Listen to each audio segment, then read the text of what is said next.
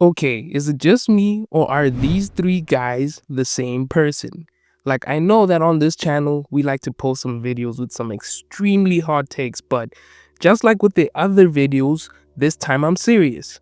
See, the thing about Frank Castle and Max Payne and even Bruce Wayne is that they all have similar origin stories and they have the exact same reason as to why they do what they do. And they do similar things.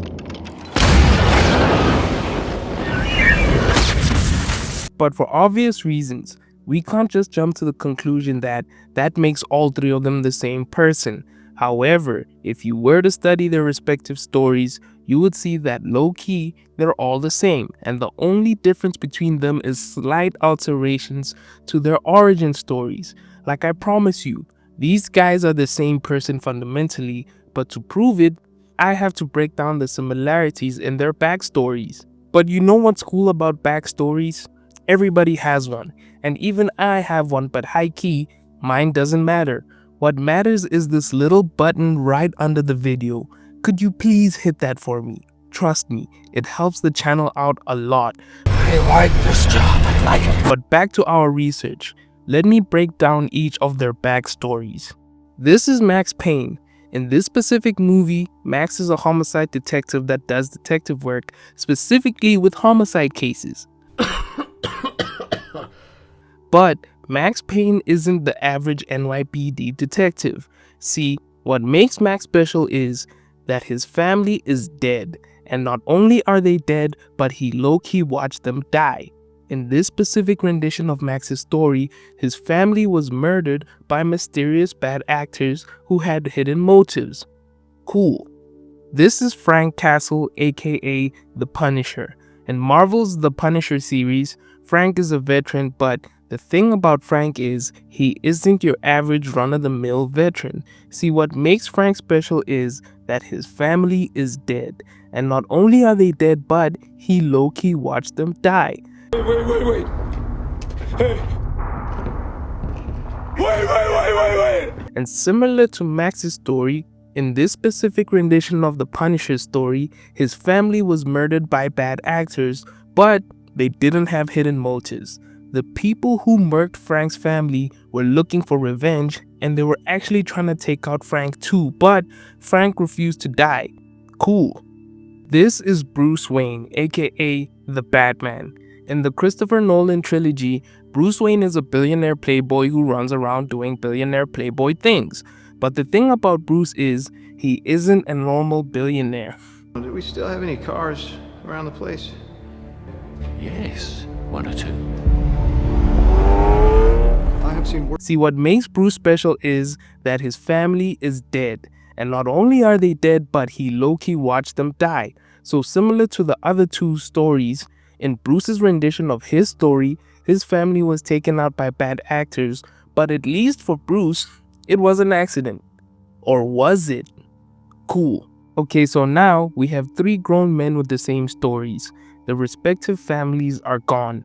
With two of the guys, their families kicked the bucket when these guys were already grown. With the other guy, his life-changing canon event occurred when he was still a child. With two of these guys, them losing their family wasn't their fault, and with the other guy, it was. I would also like to point out the fact that all these guys have anger issues. You're kicking me out of your bed? Yeah, get your shit and get out. They all love the color black, they all have a menacing presence, and they have an affinity and proclivity to solving their problems in the most violent manner available.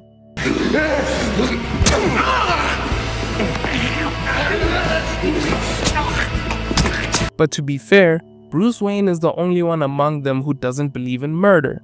But he does believe in hospitalizing everyone though. But even with that one difference, these guys are all the same. They all run around fighting crime violently. They have a low tolerance for people getting in their way. High key, I think they suffer from PTSD, but low key, they all are still kinda trying to be heroes cause they only go after bad actors. And it's for the same reason. They each in their own special kind of way are still trying to avenge their families. Well, for Frank, he actually did get revenge, but all his actions are still linked to the fact that he lost his family. In the end, all I'm actually trying to say is, if you took Max and you put him in Bruce Wayne's shoes, he would have became the Batman. I never knew. I don't know. I swear to God. Swear to me! If you took Bruce and you put him in the Punisher's shoes, he would have done the same things Frank Castle did. And if you took Frank and you put him in Max Payne's life, he would have made the same decisions that Max did. These guys are the same person fundamentally, and I know someone is gonna bring up Batman's aversion to murder, but I have a theory. The reason why Batman doesn't like killing people is because his canon event happened to him when he was young. It happened at an age where he still believed that murder is wrong, especially since it happened to his parents, and he just accepted that moral standpoint and refused to murder.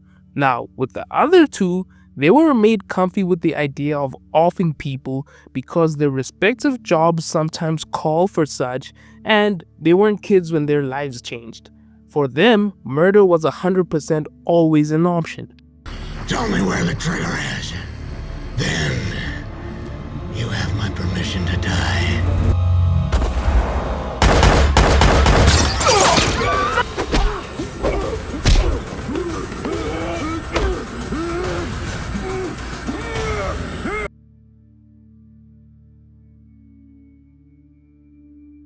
And now a quick word from our sponsors.